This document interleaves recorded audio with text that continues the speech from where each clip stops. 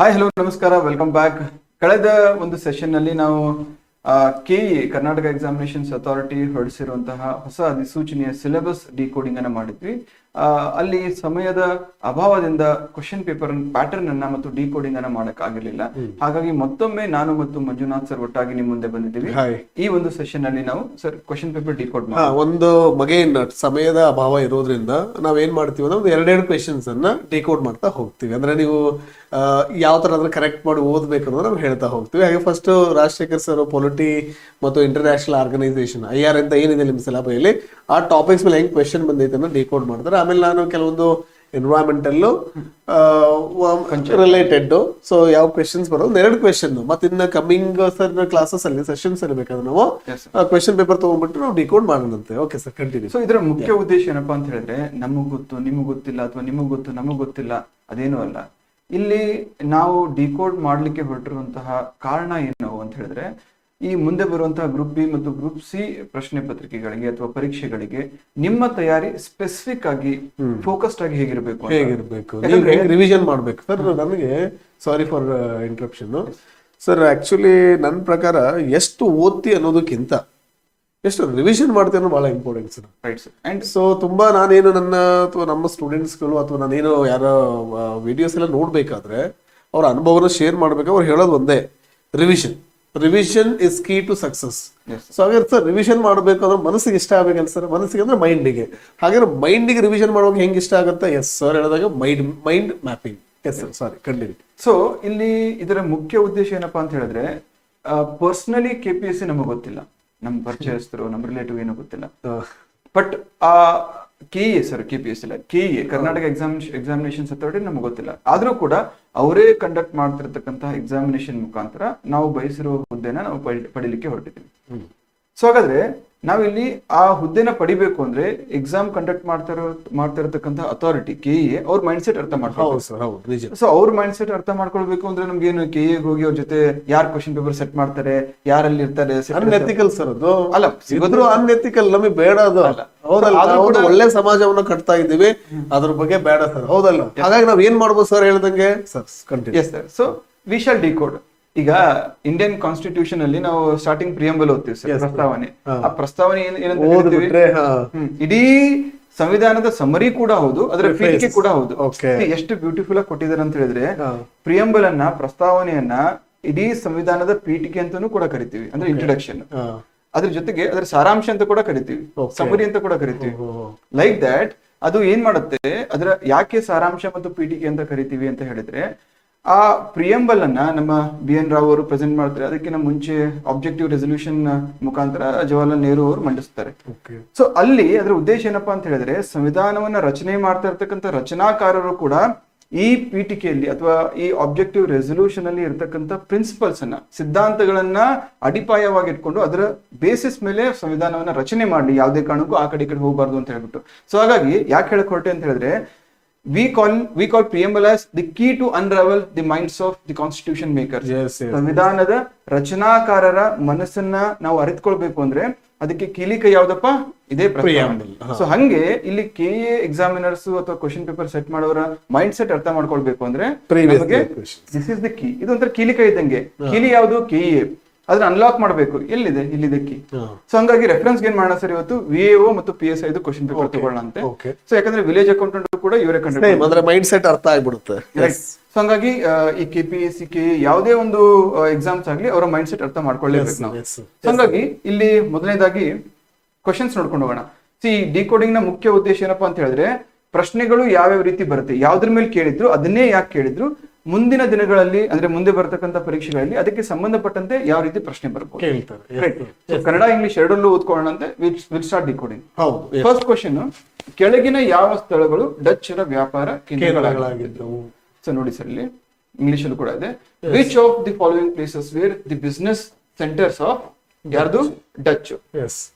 So ಈಗ ಇಲ್ಲಿ ಯಾವ ರೀತಿ ಮೈಂಡ್ ಸೆಟ್ ಅರ್ಥ ಆಗುತ್ತೆ? ಇದು ಆಬ್ವಿಯಸ್ಲಿ ಸಿಲೆಬಸ್ ಬಿಟ್ಟು ಹೊರಗಡೆದಂತೂ ಅಲ್ಲ. ಇದು ಸಿಲೆಬಸ್ ಅಲ್ಲಿ ಅವರು ಕೊಟ್ಬಿಟ್ಟಿದ್ದಾರೆ, ಭಾರತದ ಇತಿಹಾಸ ಅಂತ. ಸರ್, ಇನ್ಫ್ಯಾಕ್ಟ್ ನಾವು ಮಾಡರ್ನ್ ಹಿಸ್ಟ್ರಿ ಅಥವಾ ಆಧುನಿಕ ಭಾರತದ ಇತಿಹಾಸ ಓದ್ಬೇಕಾದ್ರೆ ಫಸ್ಟ್ ಚಾಪ್ಟರ್ ಬರೋದೇ ಯುರೋಪಿಯನ್ನರ ಆಗಮನ. ಇಲ್ಲಿಂದನೇ ಶುರು ಆಗುತ್ತೆ. ಸೊ ಯಾರ್ಯಾರು ಯುರೋಪಿಯನ್ ಬಂದ್ರು, ಬೇಸಿಕ್ ಅಂಶ ಒಬ್ಬ ಸೀರಿಯಸ್ ಆಸ್ಪಿರೆಂಟ್ ಆಗಿ ನಮ್ಗೆ ಏನ್ ಗೊತ್ತಿರಬೇಕು?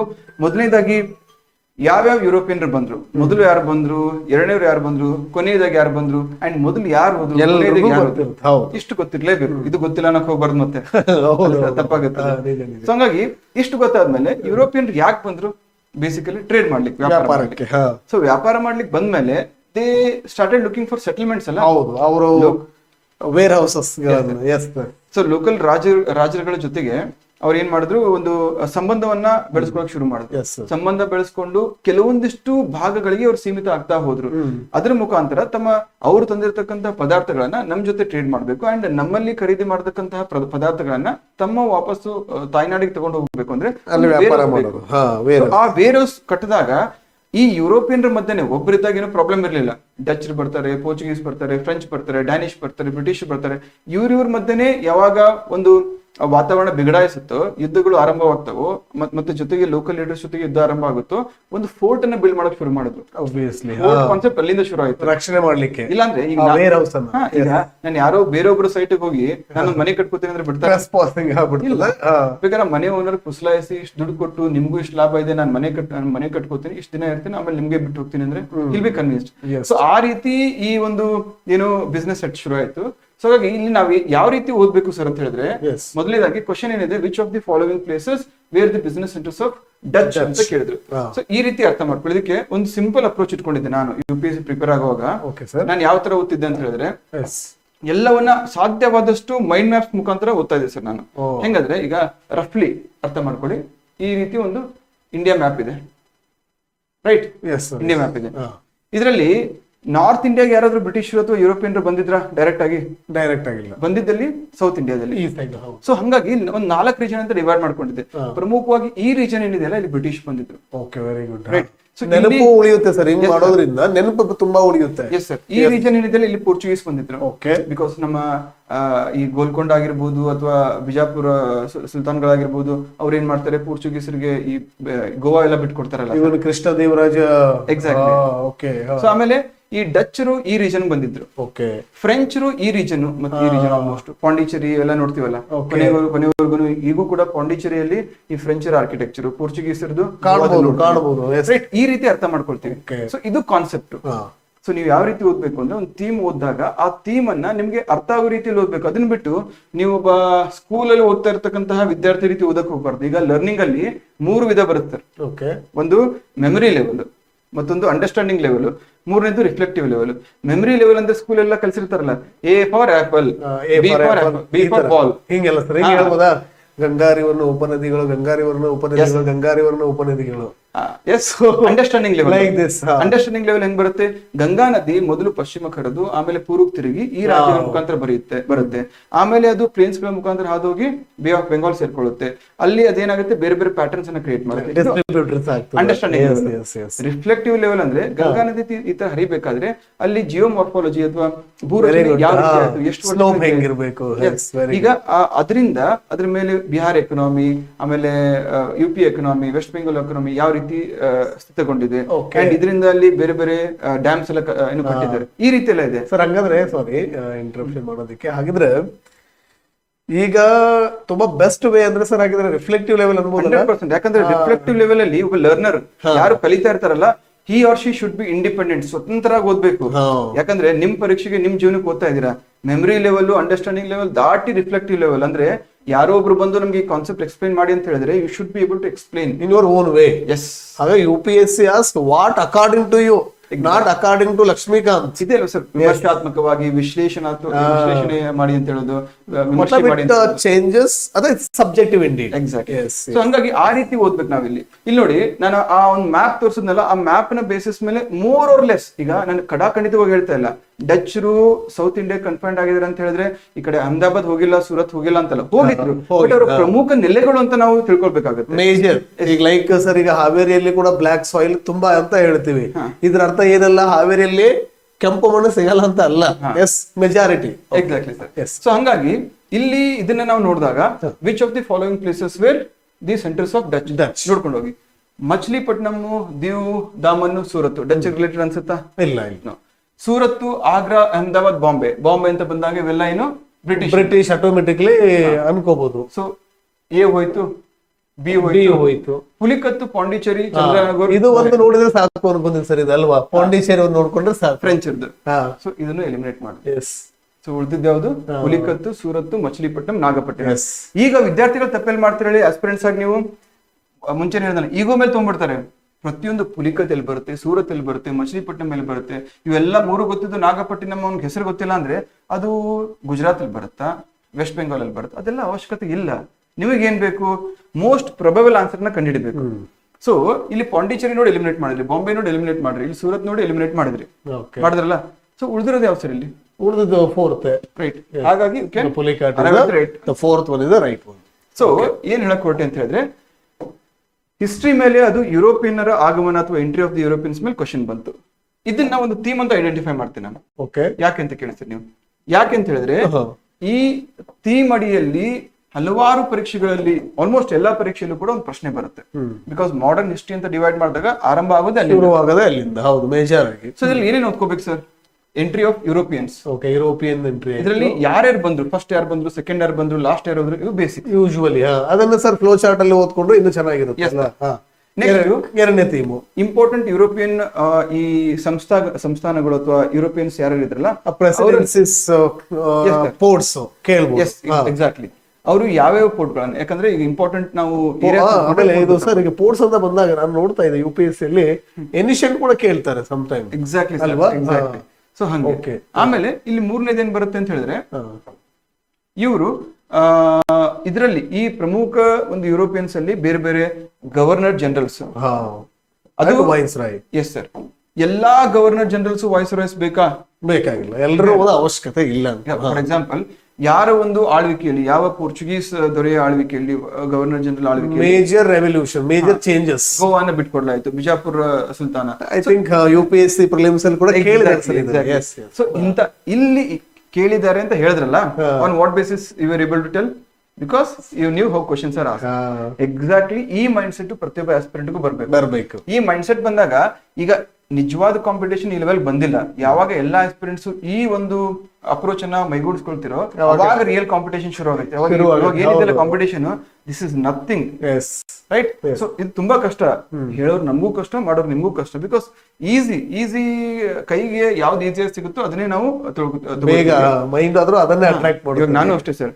ನಾನು ಎಕ್ಸಾಮ್ ಕಾಲ್ಫರ್ ಆಗಿದೆ ಅಂತ ಹೇಳಿದ್ರೆ ಬೆಳಗ್ಗೆಯಿಂದ ಸಂಜೆವರೆಗೂ ನಾನು ನನಗೇನು ಓದ್ಬೇಕು ಅನ್ಸುತ್ತೋ ಓದ್ತೀನಿ. ನನ್ನ ಪ್ರಕಾರ ಅದು ಹಾರ್ಡ್ ವರ್ಕ್. ನಾನು ಹಾರ್ಡ್ ವರ್ಕ್ ಮಾಡಿದೆ, ಆದ್ರೂ ಕೂಡ ದೇವ್ರು ನನ್ನ ಕೈಯೇ ಹಿಡಿತಾ ಇಲ್ಲ, ದೇವ್ರು ಸಕ್ಸಸ್ ಕೊಡ್ತಾ ಇಲ್ಲ.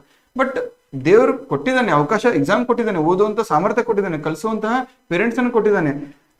ಡಿಜಿಟಲ್ ಮೀಡಿಯಾದಲ್ಲಿ ಇದ್ದಾರೆ, ಯೂಟ್ಯೂಬ್ ಇದೆ, chat GPT sir, chat GPT, perplexity free ಆಗಿ ಸಿಗ್ತಾ ಇದಾವೆ.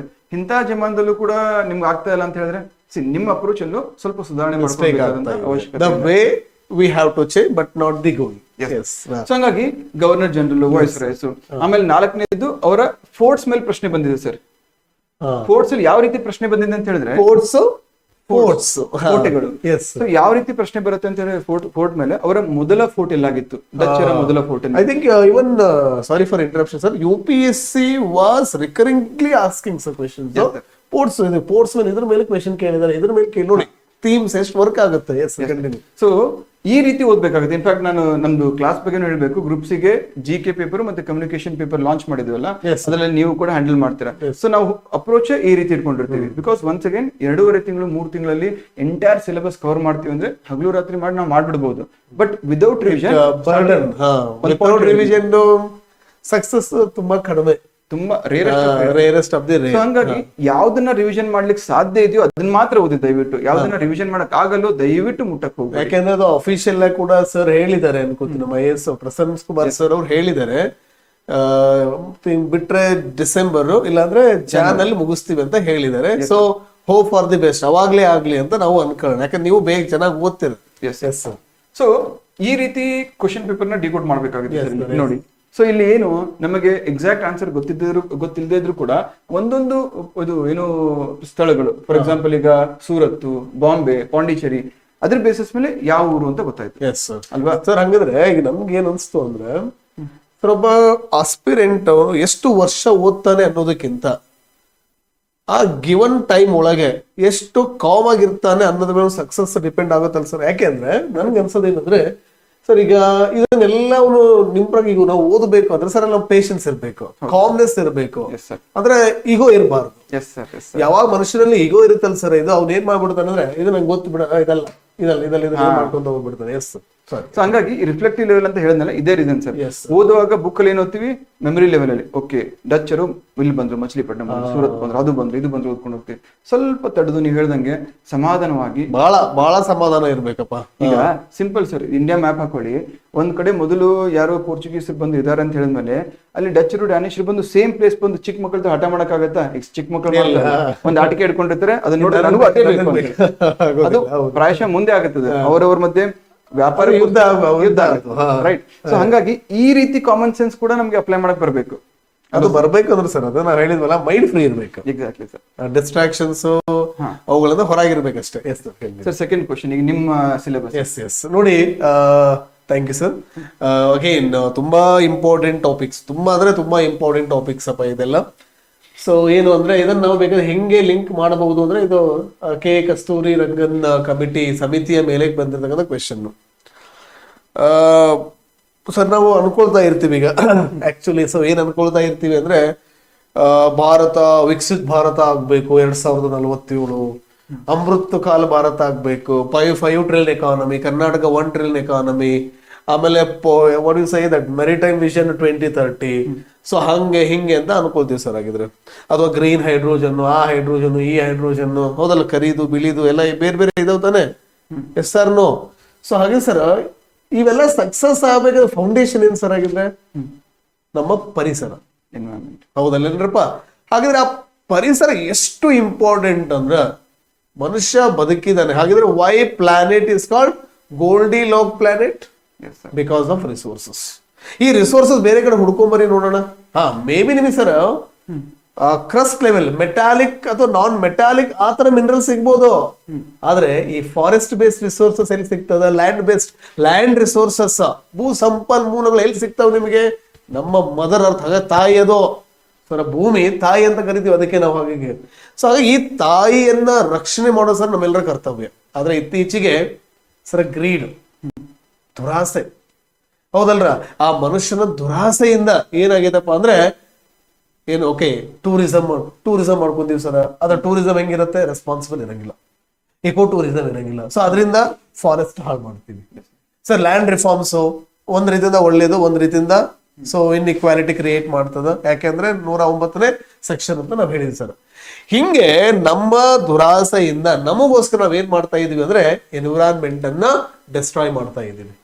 ಹಿಂಗೆ ಡೆಸ್ಟ್ರಾಯ್ ಮಾಡಿದ್ರೆ ಸರ್ ಮುಂದೆ ಏನಾಗ್ಬೋದಾಗಿದ್ರೆ, limit to growth theory of population ಅಂತ ಹೇಳಿ ಸರ್ 1972 ಒಳಗ ಕ್ಲಬ್ ಆಫ್ ರೋಮ್ ಅಂತ ಹೇಳಿ, ಅಂದ್ರೆ ನಮ್ಮ FAO ಏನಿದೆಲ್ಲ ಅವರೆಲ್ಲ ಸೇರ್ಕೊಂಡು ಒಂದು ಕಮಿಟಿ ರಚನೆ ಮಾಡಿದ್ರು ಸರ್. ಆ ಕಮಿಟಿ ಒಳಗೆ ಏನ್ ಹೇಳ್ತಾರೆ ಅಂದ್ರೆ, ಹೌದು ಪಾಪ್ಯುಲೇಷನ್ ಎಲ್ಲಿವರೆಗೂ ಸ್ಟ್ರಾಂಗ್ ಇರುತ್ತೆ ಅಂದ್ರೆ ಎನ್ವಿರಾನ್ಮೆಂಟ್ ಸ್ಟೇಬಲ್ ಆಗಿರೋವರೆಗೂ. ಇಲ್ಲ ಅಂದ್ರೆ, ಯಾಕೆ ರಿಸೋರ್ಸಸ್ ಲಿಮಿಟೆಡ್ ಇದೆ, ಆ ರಿಸೋರ್ಸಸ್ ಲಿಮಿಟೆಡ್ ಏನಿದೆ ಅಲ್ಲ, ಆ ಲಿಮಿಟೆಡ್ ರಿಸೋರ್ಸಸ್ ಪಾಪ್ಯುಲೇಷನ್ ಅನ್ನ ಲಿಮಿಟ್ ಮಾಡ್ತದ ಅಂತ ಹೇಳಿದ್ರು ಸರ್. ಸೊ ಹಾಗಾಗಿ ಎನ್ವಿರಾನ್ಮೆಂಟ್ ಅನ್ನ ರಕ್ಷಣೆ ಮಾಡ್ಬೇಕಂತ ಹೇಳಿ ಸ್ಟಾಕ್ ಹೋಮ್ ಕನ್ವೆನ್ಷನ್ 1972 ಬಂತ್ರಿ. ಅದರಿಂದ ಬೇರೆ ಬೇರೆ ಇದಾವೆ. ಯಾಕೆ ನಮಗೆ ಲ್ಯಾಕ್ ಆಫ್ ಟೈಮ್ ಇರೋದ್ರಿಂದ ನಾನು ಏನಕ್ಕೆ ಇದನ್ನು ಕೇಳಿರಬಹುದು ಅಂತ ಹೇಳ್ತಾ ಇದ್ದೀನಿ ನಿಮಗೆ. ಹಾಗಿದ್ರೆ ನಾವು ಏನ್ ಮಾಡ್ತಾ ಇದ್ದೀವಿ ಅಂದ್ರೆ, ನಮ್ಮ ಗ್ರೀಡ್ ಇಂದ we are creating some environmental issues, right? ಆ ಎನ್ವಿರಾನ್ಮೆಂಟಲ್ ಇಶ್ಯೂಸ್ ಏನಾಗಿದ್ರೆ ಡಿಫಾರೆಸ್ಟೇಷನ್ ಇರ್ಬೋದು, ಸೊ ಡೆಸರ್ಟಿಫಿಕೇಶನ್ ಮರುಭೂಮೀಕರಣ ಇರ್ಬೋದು, ಅರಣ್ಯ ನಾಶ ಇರ್ಬೋದು.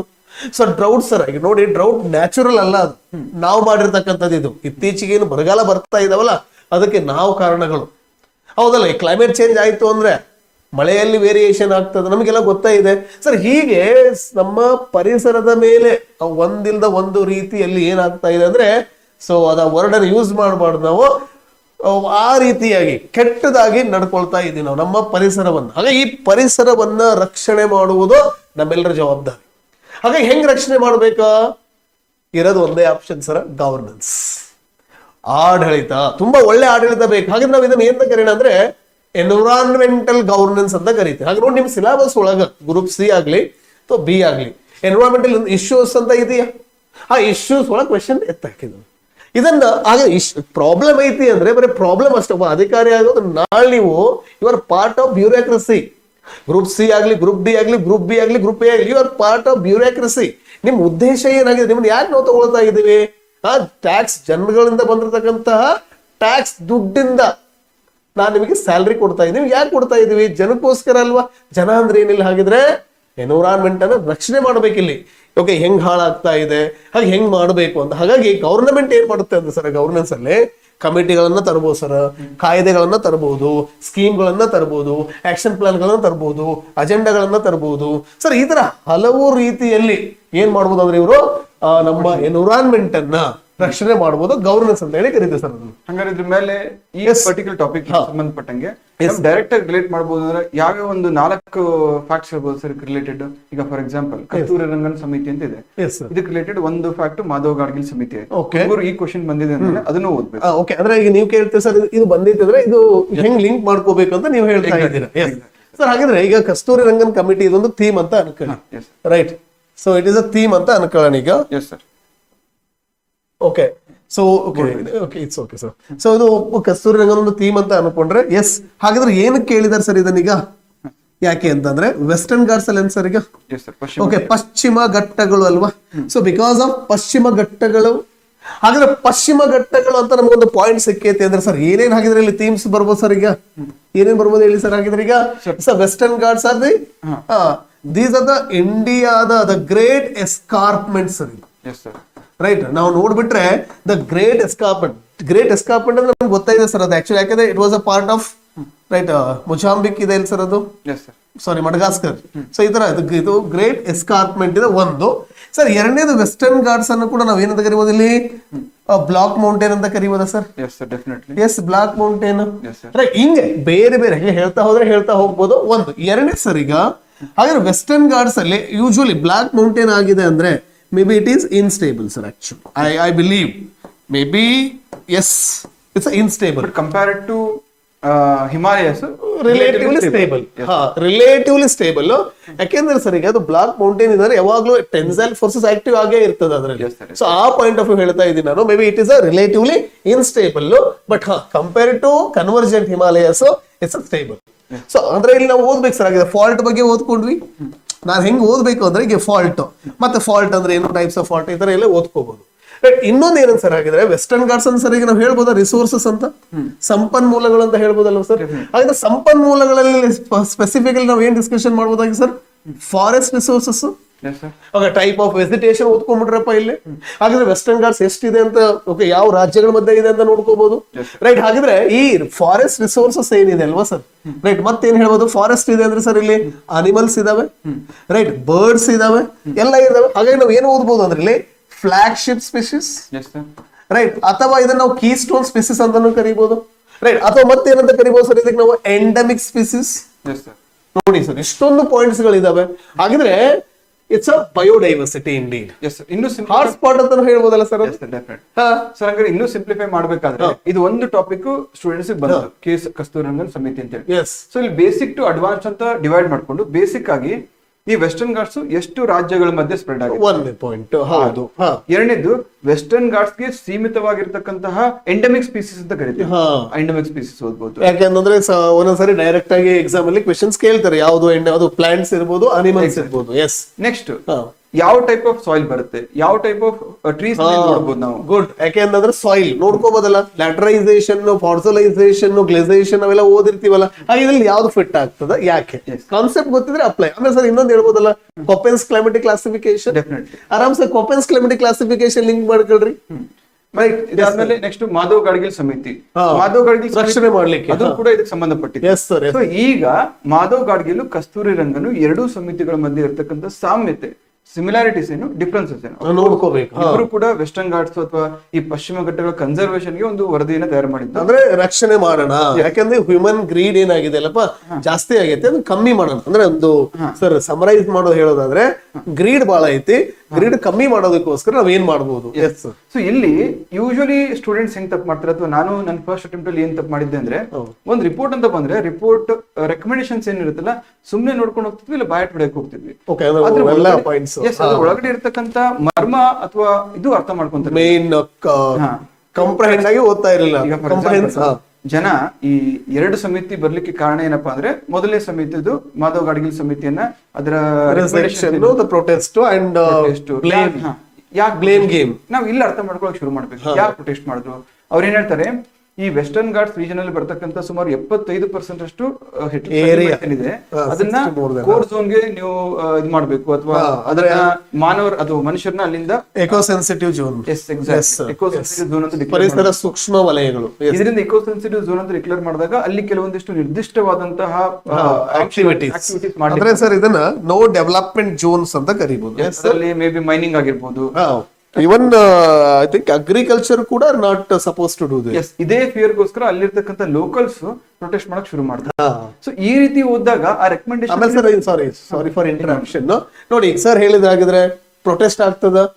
ಓಕೆ, ಪ್ರೊಟೆಸ್ಟ್ ಯಾಕೆ ಪ್ರೊಟೆಸ್ಟ್ ಮಾಡ್ತಾರೆ, ಯಾಕೆ ಸರ್ ಆಗಿದ್ರೆ ಪ್ರೊಟೆಸ್ಟ್ ಮಾಡ್ತಾ ಇದ್ದಾರೆ ಸರ್, ಹಾಗೆ ಗವರ್ನಮೆಂಟ್ ಇದನ್ನ ಅಪ್ಲೈ ಮಾಡಿದಾರೆ ಅಂದ್ರೆ ಇಲ್ಲ. ಯಾಕೆ ಹೇಳಿ ಗುರುಗಳು, ಯಾಕೆ ಮಾಡಕ್ ಆಗೋದಿಲ್ಲ? ನನ್ನ ಪ್ರಕಾರ ಸರ್ ಲ್ಯಾಂಡ್ ರಿಹ್ಯಾಬಿಲಿಟೇಷನ್, ರೀಸೆಟಲ್ಮೆಂಟ್ ಕೂಡ ಇಟ್ಸ್ ನಾಟ್ ಈಸಿಯರ್ ಟಾಸ್ಕ್. ಯಾಕಂದ್ರೆ ನಾವು sir I think Karnataka sir the land acquisition act 1894 ಅನ್ನ 2013 ಅಲ್ಲಿ ನಾವು ಹೊಸ ಕಾನೂನು ತಂದಿದ್ದೀವಿ ಸರ್. ಅದು I think the right to fair compensation and transparency in land acquisition, rehabilitation and resettlement act 2013 based on Kedarnath Yadav versus state of West Bengal case. ಅಂದ್ರೆ ಸರ್ ಒಂದು ಲ್ಯಾಂಡ್ ಅಕ್ವೈರ್, ನಮ್ಗೆ ಗೊತ್ತು 31 ಆರ್ಟಿಕಲ್, ಗವರ್ನಮೆಂಟ್ ಗೆ ಪವರ್ ಇದೆ ಲ್ಯಾಂಡ್ ಅಕ್ವೈರ್ ಮಾಡಕ್ಕೆ, ಆದ್ರೆ 300 ಕಟ್ ಮಾಡುತ್ತೆ ಅಷ್ಟೇ. ಅದನ್ನ ಈ ತರ ನೀವು ಅಲ್ಲ ಸರ್, ನಾವು ಹಿಂಗೆ ಒಂದು ಟಾಪಿಕ್ ಅನ್ನ ನೀವು ಒಂದಕ್ಕೊಂದು ಲಿಂಕ್ ಮಾಡಿ ಓದಿದ್ರೆ ಸರ್, ನೀವು ಹೇಳಿದ್ರಲ್ಲ reflective method, I really like that method. Okay, ಯಾವಾಗ್ಲೂ ಇನ್ಮೇಲೆ ನೀವು, ನಾನು ನಿಮಗೆ ಸಜೆಷನ್, ಅದು ನಮ್ಮ KS ಗುರೂಜಿ ತಂಡ ಕೊಡೋದು ಸಜೆಷನ್ ಏನು ಅಂದ್ರೆ, okay, follow the reflective method sir. ಹಿಂಗ್ ಮಾಡೋದ್ರಿಂದ ನನ್ನ ಪ್ರಕಾರ revision easy and you will enjoy your study. ಈಗ ಫಾರ್ ಎಕ್ಸಾಂಪಲ್ ನೀವು ಹೇಳಿದ್ರಿ ಆರ್ಟಿಕಲ್ 31 ಇಂದ ತಗೊಂಡೋಗಿ 300 ಹಾಕಿ, ಇಲ್ಲಿ ಏನ್ ಗೊತ್ತಾಗುತ್ತೆ, ಫಂಡಮೆಂಟಲ್ ರೈಟ್ ಇದ್ದದನ್ನ ತಗೊಂಡು ಕಾನ್ಸ್ಟಿಟ್ಯೂಷನ್ ರೈಟ್ ಹಾಕಿದ್ರು. ಎಷ್ಟೋ ಜನ ಆಸ್ಪಿರೆಂಟ್ಸ್ ಇದನ್ನ ಓದ್ತೀರಾ, ಜಸ್ಟ್ ಓದ್ಬೇಕು ಅಂತ ಹೇಳ್ಬೇಕು. ಆಮೇಲೆ ಸರ್ ಇನ್ನೊಂದು, ಸಾರಿ ಫಾರ್ ಇಂಟರಪ್ಷನ್, ಮತ್ತೆ ನನ್ ಹಾರ್ಬಿಡುತ್ತಲ್ಲ, ಅದಕ್ಕೆ ನಾನು ಇಂಟರ್ಫೈರ್ ಮಾಡ್ತಾ ಇದ್ದೀನಿ ಸರ್. ರೈಟ್ ಟು ಪ್ರಾಪರ್ಟಿ ಅನ್ನೋದನ್ನ, ಓಕೆ, ಎಷ್ಟು ಜನ ನೀವು ಕ್ವೆಶನ್ ಕೇಳಿದ್ರೆ ಅವ್ರು ಏನ್ ಹೇಳ್ತಾರೆ ಅಂದ್ರೆ ಲೀಗಲ್ ರೈಟ್ ಅಥವಾ ಕಾನ್ಸ್ಟಿಟ್ಯೂಷನಲ್ ರೈಟ್ ಅಂತ ಹೇಳಿ, ಲೀಗಲ್ ರೈಟ್ ಅಂತಾರೆ ತುಂಬಾ ಜನ. ಅದನ್ನೇ ಈಗ ವಿದ್ಯಾರ್ಥಿಗಳು ಮೂಲಭೂತ ಹಕ್ಕುಗಳು, ಸಾಂವಿಧಾನಿಕ ಹಕ್ಕುಗಳು ಮತ್ತು ಕಾನೂನಾತ್ಮಕ ಹಕ್ಕುಗಳು ಅಂದ್ರೆ ಕಾನ್ಸ್ಟಿಟ್ಯೂಷನಲ್ ರೈಟ್, ಫಂಡಮೆಂಟಲ್ ರೈಟ್ ಮತ್ತು ಲೀಗಲ್ ರೈಟ್, ಇವುಗಳ ಮಧ್ಯೆ ಡಿಫ್ರೆನ್ಶಿಯೇಷನ್ ಗೊತ್ತಿಲ್ಲ. ಯಾಕೆ ಗೊತ್ತಿಲ್ಲ? You are not applying the second and third method. Exactly, that is understanding and reflective method ಅನ್ನು ಫಾಲೋ ಮಾಡ್ತಾ ಇಲ್ಲ ನಾವು. ರೈಟ್. ಹಾಗಾಗಿ ಇಷ್ಟೆಲ್ಲ ಓದ್ಬೇಕು ಸರ್. ಇದನ್ನೆಲ್ಲ ಹೇಳಿ ಇದ್ರ ಜೊತೆಗೆ ಮತ್ತೇನ್ ಮಾಡ್ಬೇಕಪ್ಪ ಅಂತ ಹೇಳಿದ್ರೆ, ಪ್ರತಿ ಕ್ವಶನ್ ಅಲ್ಲೂ ಕೂಡ ಎಕ್ಸಾಮಿನರ್ ಏನ್ ಮಾಡ್ತಾನೆ ಗೊತ್ತಾ, ಎಕ್ಸಾಮಿನರ್ ಕೆಲಸ ಏನ್ ಹೇಳಿ ನಮ್ಮನ್ನ ಟ್ರ್ಯಾಪ್ ಮಾಡ್ಬೇಕು. ಹೆಂಗ್ ಟ್ರ್ಯಾಪ್ ಮಾಡ್ಬೇಕು? ಒಂದು ಪ್ರಶ್ನೆಗೆ ಎಷ್ಟು ಸಾಧ್ಯನೋ ಅಷ್ಟು ನಮ್ ಕಡೆಯಿಂದ ನಿಯರ್ ಬೈ ಅಲ್ಲ ತಪ್ಪು ಉತ್ತರ ಕೊಡಿಸ್ಲಿಕ್ಕೆ ಅವ್ರ ಕೆಲಸನೇ ಅದಲ್ಲ. Elimination, it's a race of elimination. So ಆ ತರ ಒಂದು ಪ್ರಶ್ನೆಯಲ್ಲಿ ತಪ್ಪು ಸ್ಟೇಟ್ಮೆಂಟ್ ಅನ್ನ ಫ್ರೇಮ್ ಮಾಡ್ಲಿಕ್ಕೆ ಹೋಗಿ ಎಷ್ಟೋ ಸರಿ ಅವರೇ ಸಿಕ್ಕಾಕೊಂಡ್ಬಿಡ್ತಾರೆ. ಎಲ್ಲಿ ಸಿಕ್ಕಾಕೊಳ್ತಾರೆ ಅಂದ್ರೆ ನಾವು ಐಡೆಂಟಿಫೈ ಮಾಡ್ತೀವಿ. ಅದು ಐಡೆಂಟಿಫೈ ಮಾಡ್ಬೇಕಂದ್ರೆ ಸರ್ ಕಾಮ್ ಆಗಿರ್ಬೇಕು. ಮತ್ತೆ ಈಗ ಸೀನಿಯರ್ ಆಸ್ಪಿರೆಂಟ್ಸ್ ಅಂತ ಅನ್ಕೊಳ್ಳಿ, ಸೀನಿಯರ್ ಆಸ್ಪಿರೆಂಟ್ಸ್ ಗೆ ಇದು ಗೊತ್ತಾಗುತ್ತೆ, automatically he or she understands easily. 2012 preparation ಶುರು ಮಾಡಿದಾಗ್ಲೂ ಕಸ್ತೂರಿ ರಂಗನ್ ಮಾಧವ್ ಗಾಡ್ಗಿಲ್ ಅದು ಚೇಂಜ್ ಆಗಿದೆ. ಎಲಿಮಿನೇಟ್ ಮಾಡ್ಬಿಟ್ಟು ಹಿಂದೂ ಮುಂದೆ ನೋಡಲ್ಲ ನಾನು. KBC ಅಲ್ಲಿ 2 ಆಪ್ಷನ್ ಎಲಿಮಿನೇಟ್ ಮಾಡ್ತಾರಲ್ಲ 50-50. ಸೊ ಅದೇನಾಗುತ್ತೆ, chances of getting that question right increase ಆಗುತ್ತೆ. ಈಗ 4 ಕ್ವಶನ್ ಅಲ್ಲಿ 4 ಆಪ್ಷನ್ಸ್ ಅಲ್ಲಿ 50% ಪ್ರಾಬಬಿಲಿಟಿ ಇದೆ. ಈಗ ಅದೇ ಸರ್, 4 ಆಪ್ಷನ್ 1 ಚೂಸ್ ಮಾಡೋದು ಹೆಂಗಿರುತ್ತೆ, 2 1 ಚೂಸ್ ಮಾಡೋದು ಹೆಂಗಿರುತ್ತೆ. 2 1 ಚೂಸ್ ಮಾಡೋದು ಇದೆಯಲ್ಲ, ಎಲಿಮಿನೇಟ್ ಮಾಡಿದ್ರೆ ಇದು ಹೋಯ್ತು, ಮತ್ತೆ ಇದು ಒಂದಿದೆ. ಎಸ್, ಈಗ 2 ಮತ್ತು 4 ಸರ್. ಕರ್ನಾಟಕ ಸರ್ಕಾರವು ಸೆಪ್ಟೆಂಬರ್ 2024 ಕಸ್ತೂರಿ ರಂಗನ್ ಸಮಿತಿ ಅವರ ನೋಡಿ ಇದೆಷ್ಟು ಜನರಲ್ ಪಾಯಿಂಟ್ ಕೊಟ್ಟಿದ್ದಾರೆ ಅಂದ್ರೆ, ನಾ ಹೇಳಿದೆ ಯಾಕೆಂತಂದ್ರೆ ಲ್ಯಾಂಡ್ ಅನ್ನೋದು ತುಂಬಾ ಡಿಸ್ಪ್ಯೂಟೆಡ್ ಮ್ಯಾಟರ್, ಕಮೋಡಿಟಿ ಇಂಡಿಯಾದೊಳಗೆ. ಯಾಕಂದ್ರೆ ಸರ್ ಎಷ್ಟೊಂದು ಕೇಸ್ ಇದಾವೆ ಅಂದ್ರೆ, ಇವನ್ ಸರ್ 9th ಶೆಡ್ಯೂಲ್ ನಮಗೆ ಗೊತ್ತಿರಬೇಕು. ಆ 9th ಶೆಡ್ಯೂಲ್ ಒಳಗೆ ಅರೌಂಡ್ ಮೇ ಬಿ ಜಾಸ್ತಿ ಇರ್ಬೋದು, ಅರೌಂಡ್ ನಾನು ಹೇಳ್ತಾ ಇರೋದು 284 ಲಾಸ್ ಇದೆ ಆನ್ ಅರೌಂಡ್ಸ್. ಆ 284 ಲಾಸ್ ಒಳಗ more than 80 to 90% loss land ಸಂಬಂಧ ಇದೆ. ಅಂದ್ರೆ ರಿಪೀಟೆಡ್ ಆಗಿ ನಮ್ಮ ಜುಡಿಷಿಯರಿ ನ್ಯಾಯಾಂಗ ವ್ಯವಸ್ಥೆ ಏನ್ ಮಾಡ್ತದೆ ಇದಕ್ಕೆ ಇಂಟರ್ಫಿಯರ್ ಮಾಡ್ತಾನೆ ಇದೆ ಅಂತ ಅಂದ್ರೆ ಬಹಳ ಇಂಪಾರ್ಟೆಂಟ್ ಮ್ಯಾಟರ್. ಪದೇ ಪದೇ ಗವರ್ನಮೆಂಟ್ ಏನ್ ಮಾಡುತ್ತೆ ಅಂದ್ರೆ ಸೊ ಇಂಟರ್ಫಿಯರ್ ಆಗ್ತದೆ ರೈಟ್ಸ್ ಮೇಲೆ ಅಂತ. ಇದೊಂದು ಪಾಯಿಂಟ್ ಸರ್. ಈಗ ನಿಮ್ಗೆ ಅದು ಗೊತ್ತಿಲ್ಲಪ್ಪ, ನಾನು ಓದೇ ಇಲ್ಲ, ಏನೋ ಬಂದ್ಬಿಟ್ಟಿನಿ ಲಕ್ಕಿಲಿ ಕುತ್ಕೊಳ್ಳೋಕೆ ಎಕ್ಸಾಮಿನೇಷನ್ ಹಾಲ್ಗೆ ಅನ್ಕೊಂಡ್ರು just common sense which is not so common. ಆ ಕಾಮನ್ ಸೆನ್ಸ್ ಬರ್ಬೇಕು ಅಂದ್ರೆ ನೀವು ನಾರ್ಮಲ್ ಆಗಾದ್ರೆ ತಿಳ್ಕೊಂಡಿರ್ಬೇಕು. ಪ್ರೆಸೆನ್ಸ್ ಆಫ್ ಮೈಂಡ್ ಕೂಡ ಬೇಕಿಲ್ಲ ನೋಡ್ರಿ. ಈ ಎರಡು ವಿರುದ್ಧಾರ್ಥಕ ವಾಕ್ಯಗಳಿವು. ಈ ಸಮೀಕ್ಷೆ ವಿರುದ್ಧಾರ್ಥಕ ವಾಕ್ಯಗಳಲ್ಲ. ಒಂದು ಇದು ಆದ್ರೂ ಸರಿಯಾಗಿರ್ಬೇಕು, ಇಲ್ಲ ಇದಾದ್ರೂ ಸರಿಯಾಗಿರ್ಬೇಕು. ಯಾಕಂದ್ರೆ ಬಿ ಆರು ಸರಿ ಇರ್ಬೇಕು, ಇಲ್ಲ ಸಿ ಆರು ಸರಿ ಇರ್ಬೇಕು. ಈಗ ನೋಡ್ರಿ, ಕಸ್ತೂರಿ ರಂಗನ್ ಸಮಿತಿ ಎನ್ವೈರನ್ಮೆಂಟ್ ಗೆ ಪರಿಸರಕ್ಕೆ ಸಂಬಂಧಪಟ್ಟಿದ್ದು ಅಂತ ನಮ್ಗೆ ಗೊತ್ತು. ಹಂಗಾಗಿ ಇದಕ್ಕೆ ಸರಿ ಆಗ್ಲೇಬೇಕು. ಪಶ್ಚಿಮ ಘಟ್ಟಗಳಲ್ಲಿರುವ ಪ್ರಮುಖ ಪರಿಸರ ಸಂಬಂಧಿ ಪ್ರದೇಶಗಳ ಸ್ಥಿತಿಗತಿಗಳನ್ನ ಅಧ್ಯಯನ ಮಾಡಲು ಕಾಮನ್ ಸೆನ್ಸ್ ಓದಿದ್ರು ಯು ಕ್ಯಾನ್ ಗೆಸ್ ಇಟ್. ನನ್ ಕರ್ನಾಟಕ ಎಕ್ಸೆಪ್ಟ್ ಮಾಡಿದೀವಿ ಇಲ್ಲ ಅಂತ ಗೊತ್ತಿಲ್ಲ ಅಂದ್ರೂ ತಲೆ ಕೆಡ್ಸ್ಕೊಳ್ಳೋ ಅವಶ್ಯಕತೆ ಇಲ್ಲ. ಇಲ್ಲಿ ಆನ್ಸರ್ ಒಂದ್ ವೇಳೆ ಬಿ ಅಂಡ್ ಸಿ ಇದ್ದಿದ್ರೆ ಇಟ್ ವುಡ್ ಹ್ಯಾವ್ ಕನ್ಫ್ಯೂಸ್. ಇಲ್ಲಿ ಬಹಳ ಆಸ್ಪಿರೆಂಟ್ಸ್ ಏನ್ ತಪ್ಪು ಮಾಡ್ತಾರೆ ಸರ್, ಅವ್ರು ಏನ್ ಮಾಡ್ತಾರೆ, ಆಪ್ಷನ್ಸ್ ನೋಡಕ್ ಹೋಗಲ್ಲ. ಸರಿನಾ 2022 ಹಾಕಿದ್ರ ಅಥವಾ 21 12 ಇಲ್ಲಿ ಕಳೆದೋಗ್ಬಿಡ್ತಾರೆ. ಒಂದು ಆಯ್ತು 22 ಆಗಿಲ್ಲ ಅಂತ ಗೊತ್ತಿದ್ರು ನೆಕ್ಸ್ಟ್ ಬಿ ಬರ್ತಾರೆ. ಬಿ ಕರೆಕ್ಟಾ, ನೆಕ್ಸ್ಟ್ ಬಿ ನೋಡಿ ಸಿ ಬಂದು ಕರ್ನಾಟಕ ಎಕ್ಸೆಪ್ಟ್ ಮಾಡ್ತಾ ಇಲ್ಲ. ಎಕ್ಸೆಪ್ಟ್ ಮಾಡಿದ್ರೆ ನನಗೆ ಗೊತ್ತಿಲ್ಲ, ಮೇ ಬಿ ನಂಗೆ ಗೊತ್ತಿಲ್ದ್ರು ಎಕ್ಸೆಪ್ಟ್ ಮಾಡಿದ್ರೆ ಹೆಂಗೆ? ಅಕಸ್ಮಾತ್ ಈ ಕ್ವಶನ್ ತಪ್ಪಾಗಿ ನಂದು 1 ಮಾರ್ಕ್ ಹೊಡ್ಕೊಂಡ್ಬಿಟ್ರೆ ಹೆಂಗ? So all of the above choose ಮಾಡ್ಬಿಡಲ್ಲ. ಆಪ್ಷನ್ ನೋಡಿರ್ಲಿಲ್ಲ ಏನು, ಅದು ಕೂಸುಟ್ಟು ಮುಂಚೆ ಕುಲಾಯಿ ಆ ತರ ಮಾಡ್ತಾರೆ. ಅದ್ರ ಬದಲು ಪ್ರತಿ ಸ್ಟೇಟ್ಮೆಂಟ್ ಓದಾಗ್ಲೂ ಇಲ್ಲಿ ರಾಂಗ್ ಆಪ್ಷನ್ ಲಿಮಿಟ್ ಮಾಡ್ಬಿಟ್ಟಿದ್ರೆ ಮುಗಿದೋಯ್ತು ಸರ್. ಹಾಗಾದ್ರೆ ಒಂದು ಬೆಸ್ಟ್ ಸ್ಟ್ರಾಟಜಿ ಟು ಆನ್ಸರ್ ಅಂದ್ರೆ ಸೊ ಸ್ಟೇಟ್ಮೆಂಟ್ ಗಿಂತ ಆಪ್ಷನ್ ಇಂದ ಹೋಗೋದು ಬೆಟರ್. ನಾನು ಬಹಳ ಅಲ್ವಾ ಬಹಳ. ಹಾಗಾದ್ರೆ ನಾವೇನ್ ಅಂದ್ರೆ ಸರ್, ಹಾಗಾದ್ರೆ ಇದನ್ನ ಒಮ್ಮೆಲೆ ಬರುತ್ತಾ ಇದಿಲ್ಲ, ರಿಪೀಟೆಡ್ ಆಗಿ ಮಾರ್ಕ್ಸ್ ಕೊಡ್ರಿ. ಅದಕ್ಕೆ ರಿಪೀಟೆಡ್ ಆಗಿ ಕೊಡ್ಬೇಕು ಸರ್ ಇದು ಅಲ್ವಾ. ಹಾಗಾದ್ರೆ ಟೆಸ್ಟ್ ಸೀರೀಸ್ ನನ್ನ ಪ್ರಕಾರ ಅಥವಾ ನನ್ನ ಎಕ್ಸ್ಪೀರಿಯನ್ಸ್ ಅಥವಾ ಸಕ್ಸಸ್ ಆದವ್ರ ಪ್ರಕಾರ ನಾನು ನೋಡೋದಾದ್ರೆ ಮಾರ್ಕ್ಸ್ ಮಾತ್ರ ಅವರ ಜೀವನದ ಟರ್ನಿಂಗ್ ಪಾಯಿಂಟ್ಸ್ ಗಳು. ಏನಂತೀರಿ ಗುರುಗಳೇ? 100%. ಸೊ ಹಂಗಾಗಿನೇ ನೀವು ಯಾಕೆ ಬರೀ ಹಾರ್ಡ್ ವರ್ಕ್ ಮಾಡಿದ್ರೆ ಸಾಕಾಗಲ್ಲ ಅಂತ ಹೇಳ್ತಾ ಇದೀನಿ ಅಂತ ಹೇಳಿದ್ರೆ, ಇದೇ ರೀತಿ ಸ್ಮಾರ್ಟ್ ವರ್ಕ್ ಮಾಡೋದ್ರಿಂದ ನಿಮ್ ಪ್ರೆಷರ್ ಕಮ್ಮಿ ಆಗುತ್ತೆ, ಸ್ಟ್ರೆಸ್ ಕಮ್ಮಿ ಆಗುತ್ತೆ, ಚಾನ್ಸಸ್ ಆಫ್ ಸಕ್ಸಸ್ ಅಥವಾ ಸಕ್ಸೀಡಿಂಗ್ ಇನ್ಕ್ರೀಸ್ ಆಗುತ್ತೆ. ಒನ್ಸ್ ಅಗೇನ್ ಸೇಮ್ ಥಿಂಗ್ ಹೇಳ್ತೀನಿ ನಾನು ಪದೇ, success is not guaranteed here. ಲೈಫೇ ಗ್ಯಾರಂಟಿಡ್ ಇಲ್ಲ. ನಾವು ರಾತ್ರಿ ಮಲ್ಕೊಳ್ಳೋವಾಗ ಬೆಳಿಗ್ಗೆ ಹೇಳ್ಕೊಳ್ಳೋ ಗೊತ್ತಿಲ್ಲ ಸರ್. ಹಾಗಾಗಿ ಒಂದು ಮಾತು ನೆನಪು ಬಂದ ನನಗೆ. ಸೊ ನನ್ನ ಅನುಭವದಲ್ಲಿ ಒಂದು ಮಾತು ಹೇಳ್ತೀನಿ. Success happens. Success happens, it's independent. Sir ಈಗ ಒಂದು ಮೂವಿ ಕಾಂತಾರ ಅನ್ನೋ ಮೂವಿ ಬಂದಿದೆ. ಒಂದೊಂದು ಪಾಯಿಂಟ್ ಆಡ್ ಮಾಡ್ಬಿಡ್ತೀನಿ. Success happens but we should be ನಮ್ಮ ಪರ್ಸಿವರೆನ್ಸ್ ಕನ್ಸಿಸ್ಟೆಂಟ್ ಆಗಿರ್ಬೇಕು sir. We should keep trying. ಪ್ರಯತ್ನ ಕಂಟಿನ್ಯೂಸ್ ಎಲ್ಲಿ ಇರುತ್ತೋ ಅಲ್ಲಿ ಹ್ಯಾಪನ್ಸ್. ಸರ್ ಕಾಂತಾರ ಮೂವಿ ನೋಡಿದ್ರೆ ಸರ್ ನಾವು ಇಮ್ಯಾಜಿನ್ ಮಾಡಿದ್ವಾ ಹೇಳಿ ನೋಡೋಣ, ಕಾಂತಾರ 1 ಆಗ್ಲಿ ಅಥವಾ ಕಾಂತಾರ 2022 ಈ ಲೆವೆಲ್ ಹಿಟ್ ಆಗುತ್ತೆ? ಇವನ್ ರಿಷಬ್ ಶೆಟ್ಟಿ ಸರಿ ಕೂಡ ಗೊತ್ತಿಲ್ಲ ಅದು ಹಿಟ್ ಆಗುತ್ತೆ ಅಂತ. ಬಟ್ ಎಸ್, ನೀವ್ ಹೇಳ್ದಂಗೆ ಪ್ರಯತ್ನ ಹಗಲು ರಾತ್ರಿ, ಹಾರ್ಟ್ ಅಂಡ್ ಸೋಲ್. ಪ್ರಯತ್ನ ಅಲ್ಲ ಸರ್, ಹುಚ್ಚು ಪ್ರಯತ್ನ ಹುಟ್ಟದೆ, ಹಾರ್ಟ್ ಅಂಡ್ ಸೋಲ್. ಹೆಂಗೆ ಅಂದ್ರೆ ಸರ್, ಈಗ ಓದೋ ಹುಡುಗರು ಹೇಗಿರ್ತಾರೆ ಅಂದ್ರೆ ಸರ್ ಎಲ್ಲ ಮರ್ತಿರ್ತಾರೆ ಅವರು, ಎಕ್ಸೆಪ್ಟ್ ನಾನು ಎದಕ್ ಬಂದೀನಿ. ಸೊ ಅಲ್ಲಿವರೆಗೂ ನಿಮ್ದು ಆಗ್ಲಿಲ್ಲ ಅಂದ್ರೆ ರೈಟ್, ಇಲ್ಲೇ ಏನೂ ಮಾಡೋಕ್ಕಾಗಲ್ಲ. So you have to do this. ಹಾಗಾಗಿ ಪ್ರಯತ್ನ ನಮ್ದುಗಳಪ್ಪ, ನಾವು ಪ್ರಯತ್ನ ಮಾಡೋಣ ಸರ್. ಆಮೇಲೆ ಇನ್ನೂ ಒಂದು ನನ್ನ ಪ್ರಕಾರ ನಾವು ಏನ್ ಮಾಡ್ತೀವಿ ಅಂದ್ರೆ, ನಮ್ಮ ಆಸ್ಪಿರೆಂಟ್ಸ್ಗಳು ನಾನು ನೋಡ್ದಂಗೆ ಸರ್ ಸುಮ್ಮನೆ ರಿಸಲ್ಟ್ ಬಗ್ಗೆ ಯೋಚನೆ ಮಾಡೋದು. ಹೆಂಗೆ ಪಾಸ್ ಆದ್ರೆ ಎಸ್ ನಾನು ಫಸ್ಟ್, ನನಗೆ ಏನೋ ಯಾರೋ ಅಂದಿದ್ರು ಈ ಅಣ್ಣ ತಮ್ಮನ ಜಗಳನ ನೋಡ್ದಂಗೆ, ಫಸ್ಟ್ ನಾನು PSI ಆದ್ರೆ ನಾನು ಯಾರು ಅರೆಸ್ಟ್ ಮಾಡ್ತೀನಿ? ನಮ್ಮ ಚಿಕ್ಕಪ್ಪನ. ಯಾಕೆ ನಮ್ಮ ಪಪ್ಪ ಹೊಡೆದ ನಾನು. ಸೊ ಇಲ್ಲ ಸರ್, ನನ್ನ ಎಕ್ಸ್ಪೀರಿಯನ್ಸ್ ತುಂಬಾ ಜನ ನೋಡಿದ್ದೀನಿ ನಾನು. ಈ ಮೈಂಡ್ ಸೆಟ್ ಬದಲಾಗಬೇಕು. ಎರಡನೇದ್ದು the fear of failure. So ಸುಮ್ಮನೆ ಕುತ್ಕೊಂಡಿರ್ತವೆ, ನಾ ಪಾಸ್ ಆಗ್ಲಿಲ್ಲ ಅಂದ್ರೆ ಚಾಲೆಂಜ್ ಹಾಕಿ ಬಂದ್ಬಿಟ್ಟಿದ್ದು ನಮ್ಮ ಪಪ್ಪಂಗೆ, ನಮ್ಮ ಅಮ್ಮಂಗೆ, ನಮ್ಮ ಚಿಕ್ಕಪ್ಪು ಚಾಲೆಂಜ್ ಹಾಕೇನಿ, ಇಡೀ ಊರ್ ಜನ ನಾನು ನೋಡ್ತದ. Don't say like that. Okay, don't think about the result. ನನ್ನ ಪ್ರಕಾರ right, okay, believe in process. Okay, ನಾವು ಅಂತಿರ್ತೀವಲ್ಲ, ನಾನು ಈ ಸರಿ ಕರೆಕ್ಟಾಗಿ ಪ್ಲಾನ್ ಮಾಡಕತ್ತೀನಿ. Sir, life is not planned. Okay, what is happening, believe in it. ಅರ್ಥ ಆಯ್ತಲ್ಲ? ನೀ ಏನ್ ಓದ್ತಾ ಇದೆಯಲ್ಲ ಅದ್ರ ಮೇಲೆ ನಂಬಿಕೆ ಇಟ್ಕ. ಸರ್, ಟ್ರಸ್ಟ್ ಬಹಳ ಇಂಪಾರ್ಟೆಂಟ್ ಅಂತೀನಿ ನಾನು.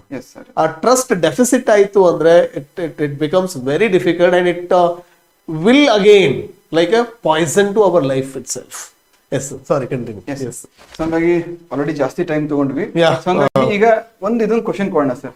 ಎಸ್ ನೀವು ಇದೇ ರೀತಿ ಒಂದು ಅನಾಲಿಸಿಸ್, ನಾವೇನು ಡಿಕೋಡಿಂಗು ಅಥವಾ ಈ ಎಲಿಮಿನೇಷನ್ ಟೆಕ್ನಿಕ್ ಥೀಮ್ ಬೇಸ್ಡ್ ಅಂತ ಹೇಳಿದ್ವಲ್ಲ, ಆ ಬೇಸಿಸ್ ಮೇಲೆ ಈ ಒಂದು ಕ್ವಶನ್ ಇಂಗ್ಲಿಷ್ ಮೀಡಿಯಂ ಅವರು ಕನ್ನಡ ಮೀಡಿಯಂ ಅವರು ಇದನ್ನ ನೋಡಿ, ಇಂಗ್ಲಿಷ್ ಮೀಡಿಯಂ ಅವ್ರಿಗೂ ನಾನು ಸ್ಕ್ರೀನ್ ಶೇರ್ ಮಾಡ್ತೇನೆ, ಪಾಸ್ ಮಾಡಿ ನೋಡ್ಬೋದು. ಕನ್ನಡ ಮೀಡಿಯಂ ಅವರು ಪಾಸ್ ಮಾಡಿ ನೋಡಿ. Yes okay, next English medium ಅವರು ಈ ಒಂದು ಪ್ರಶ್ನೆಗೆ ಯಾವ ರೀತಿ ಡಿಕೋಡ್ ಮಾಡಿ ಆನ್ಸರ್ ಕೊಡ್ಬೋದು ಮಾಡಿ ಕಮೆಂಟ್ಸ್ ಅಲ್ಲಿ ಆನ್ಸರ್ ಕಳಿಸಿ. ಆಕ್ಚುಲಿ ಒಂದಿನದಲ್ಲಿ ಆಗೋದಿಲ್ಲ, ಪ್ರಾಕ್ಟೀಸ್ ಮಾಡಿ, heavy practice. Right, we are always with you. ಅರ್ಥ ಆಯ್ತಲ್ವಾ? ಸೊ ಎಸ್, ಸೊ ಹಾಗಾಗಿ ಒನ್ಸ್ ಅಗೇನ್ ಈಗ 20th October ಇಂದ ನಮ್ಮಲ್ಲಿ ಕ್ಲಾಸಸ್ ಸ್ಟಾರ್ಟ್ ಆಗುತ್ತೆ ಗ್ರೂಪ್ಸಿಗೆ. ಕ್ಲಾಸಸ್ ಬಗ್ಗೆ ನೀವು ಬ್ರೀಫ್ ಆಗಿ ಹೇಳ್ಬೇಕು ಅಂದ್ರೆ, ನಾನು ಮಂಜುನಾಥ್ ಸರ್ ಜೊತೆಗೆ ಕೆಲವೊಂದಿಷ್ಟು ಜನ ಫ್ಯಾಕಲ್ಟೀಸ್ ಇರ್ತಾರೆ. ಅಪ್ರೋಚ್ ಸಿಂಪಲ್, ಒಂದು ಟಾಪಿಕ್ ತಗೊಂಡ್ರೆ ಅದ್ರ ಮೇಲೆ ಪ್ರಶ್ನೆಗಳು ಯಾವ ರೀತಿ ಬಂದಿತ್ತು, ರೀಸೆಂಟ್ ಆಗಿ ಕಳೆದ 2-3 ವರ್ಷದಲ್ಲಿ ಯಾವ ರೀತಿ ಬಂದಿತ್ತು, ನೀವೇನು ಓದ್ಬೇಕು. ಬಿಕಾಸ್ ನಿಮಗೆ 90 days ಹೇಳ್ತಾ ಹೋದ್ರೆ ಟೇಕ್ಸ್, ಆಮೇಲೆ ಒಂಥರ 75 days 90 days ಬರೀ ಕ್ಲಾಸಸ್ ಮಾಡ್ತಾ ಆಗ್ಬೋದು. ಅಲ್ಲ, ಎಲ್ಲದಕ್ಕಿಂತ ಜಾಸ್ತಿ ರಿವಿಷನ್ ಮಾಡಕ್ಕೆ ಅವಕಾಶ. ನಮ್ ಪರ್ಪಸ್ ನಾವೇ ಡಿಫೀಟ್ ಮಾಡ್ಕೊಂಡಿದ್ದೀವಿ. ನಮಗೇನ್ ಬೇಕು, ನಿಮಗೇನ್ ಬೇಕು, ಸಕ್ಸಸ್ ಬೇಕು. ನಿಮ್ ಸಕ್ಸಸ್ ನಿಮ್ ರಿಸಲ್ಟ್ಸ್ ಅಲ್ಲಿ ಇದೆ, ನಮ್ ಸಕ್ಸಸ್ ಕೂಡ ನಿಮ್ ರಿಸಲ್ಟ್ಸ್ ಅಲ್ಲಿ ಇದೆ. ಹಂಗಾಗಿ ಒಂದು ಮೇನ್ ಕೋರ್ ಬ್ಯಾಚ್ ಮಾಡಿದೀವಿ. ಅದರಲ್ಲಿ ಕ್ಲಾಸಸ್ October 20 ಸ್ಟಾರ್ಟ್ ಆಗುತ್ತೆ. GK ಸೆಪರೇಟ್ ಮತ್ತೆ ಕಮ್ಯುನಿಕೇಶನ್ ಸೆಪರೇಟ್ ಇರುತ್ತೆ. ಹಾಗಾಗಿ ಮುಂದಿನ ತರಗತಿಯಲ್ಲಿ ಕಮ್ಯುನಿಕೇಶನ್ ಕ್ಲಾಸಸ್ ಅನ್ನು ಕೂಡ ಅಥವಾ ಕಮ್ಯುನಿಕೇಶನ್ ಪೇಪರ್ಗೆ ಯಾವ ರೀತಿ ಪ್ರಿಪೇರ್ ಆಗಬೇಕು ಅದನ್ನು ಕೂಡ ಚರ್ಚೆ ಮಾಡೋಣ. ಕಂಪ್ಲೀಟ್ ಡೀಟೇಲ್ಸ್ ಈ ವಿಡಿಯೋ ಕೆಳಗಡೆ ಇರತಕ್ಕಂಥ ಡಿಸ್ಕ್ರಿಪ್ಷನ್ ಅಲ್ಲಿ ಇದೆ. ಕಾಂಟ್ಯಾಕ್ಟ್ ನಂಬರ್ ಇರುತ್ತೆ, ಯು ಕ್ಯಾನ್ ಕಾಂಟ್ಯಾಕ್ಟ್. ಏನಾದರೂ ಡೌಟ್ ಬಂದ್ರೆ ನನ್ನ ಜೊತೆ ಮತ್ತು ಮಂಜುನಾಥ್ ಸರ್ ಜೊತೆ ಕೂಡ ನೀವು ನಮ್ಮ ಟೀಮ್ ಮೆಂಬರ್ಸ್ಗೆ ಕನೆಕ್ಟ್ ಮಾಡಕ್ಕೆ ಹೇಳ್ಬೋದು. Thank you so much. Thank you and all the very best. Thank you. Thank you.